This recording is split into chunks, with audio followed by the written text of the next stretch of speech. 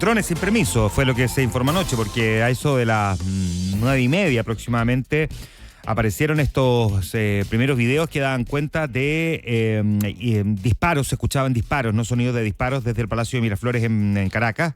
Pero aparentemente eran drones que no queda muy claro quién los estaba operando, no eran drones militares, sino que drones de estos tipos caseros, ¿no? Pero que finalmente fueron intentados de derribar desde el Palacio de Miraflores. O sea, están con la suspicacia y con el temor, evidentemente, a flor de piel. Mientras ayer en Nueva York la escena fue doble, porque por un lado fue el inicio del juicio a Nicolás Maduro. Estoy aquí secuestrado, no culpable, que es como se declaran en Estados Unidos, bueno, en el mundo, o sea, aquí también. O sea, aquí la justicia no dice que alguien es inocente, dice que no logró aprobar su culpabilidad. Por lo tanto, es más o menos el equivalente. Por eso es que se habla en Estados Unidos de no guilty, no, me declaro no culpable. Pero es la traducción literal, porque además Nicolás Maduro sabemos que chapucea el inglés. Ayer habló en español y tenía un traductor que lo ayudó a expresarse.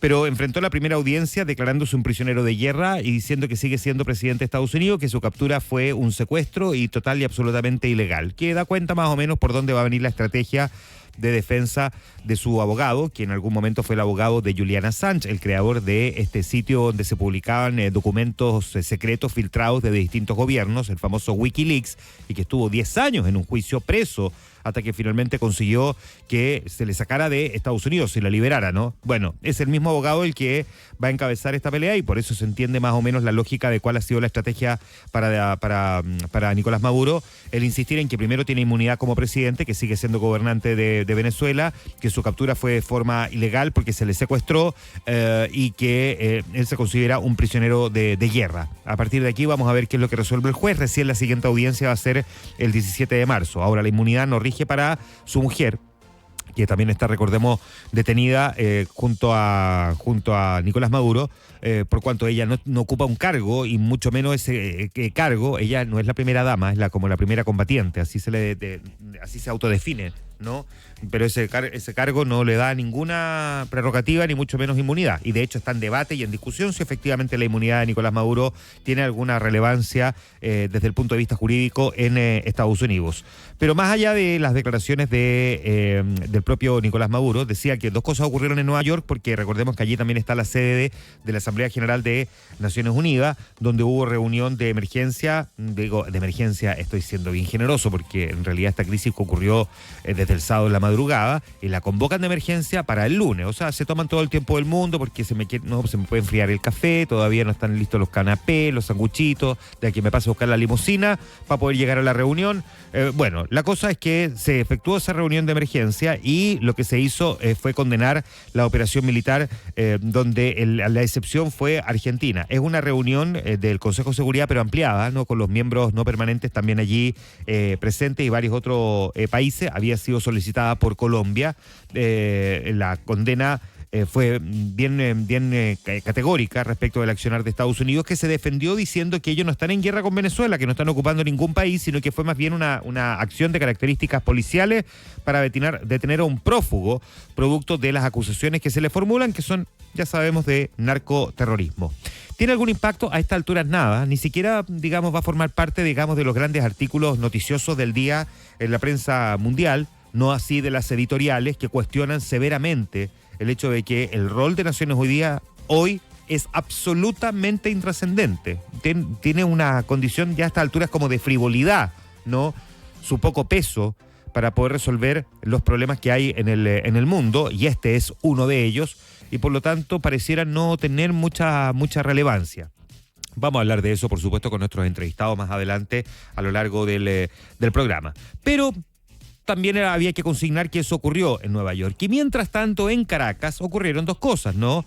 Delcy Rodríguez, la presidenta encargada, según orden de la Corte Suprema o Tribunal Supremo, que le encomienda asumir como presidenta encargada, juramenta en el día de ayer ante la Asamblea Nacional, que es el Congreso. Pero minutos antes de que eso ocurriera, se reeligió a Jorge Rodríguez, su hermano, como presidente del Congreso. Es decir, Los hermanos Rodríguez son hoy día los que están a cargo de Venezuela propiamente tal. Diosdado Cabello y otras figuras, digamos, que acompañaban al círculo más íntimo de Nicolás Maduro, pasaron a estar en un segundo plano, al menos públicamente, al menos visiblemente. Se le vio ayer a Diosdado Cabello en esta ceremonia porque en algún momento se rumoreaba que estaba fuera del país, que se había arrancado. No es la realidad, por lo menos ayer lo vimos en esta ceremonia de juramentación de Delcy Rodríguez, que volvió a insistir en que quiere trabajar en conjunto con el presidente norteamericano. Y esto nos lleva al siguiente aspecto. Estoy tratando de hacer una síntesis de todo lo que pasó ayer, que es harto, pero digamos para dejarlo más o menos actualizado y poder hablar también de otras cosas.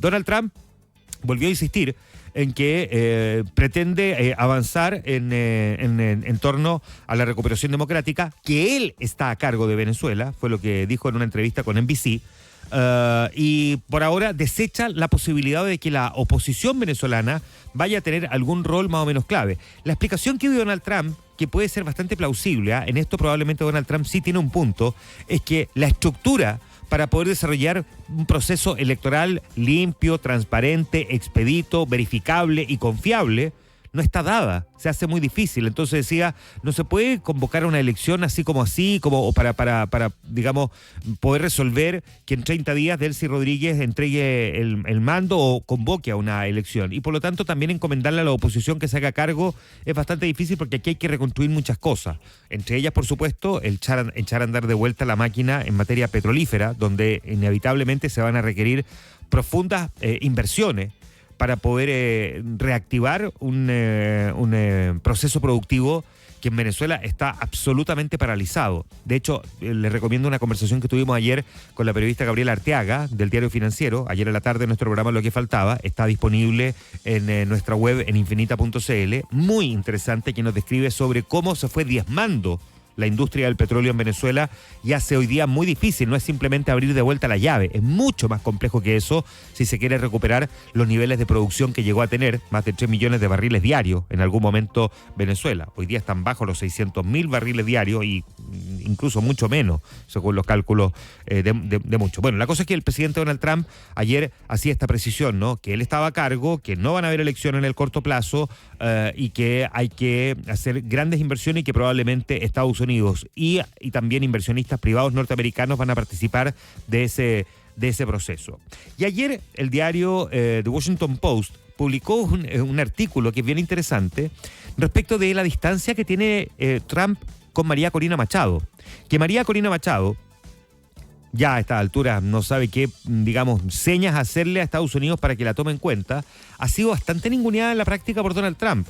No se refiere a ella, no la ha puesto en algún lugar un poco más relevante en términos de una eventual transición venezolana. Y lo que decía el Washington Post es que Donald Trump está enojado con María Corina Machado porque aceptó el Premio Nobel de la Paz.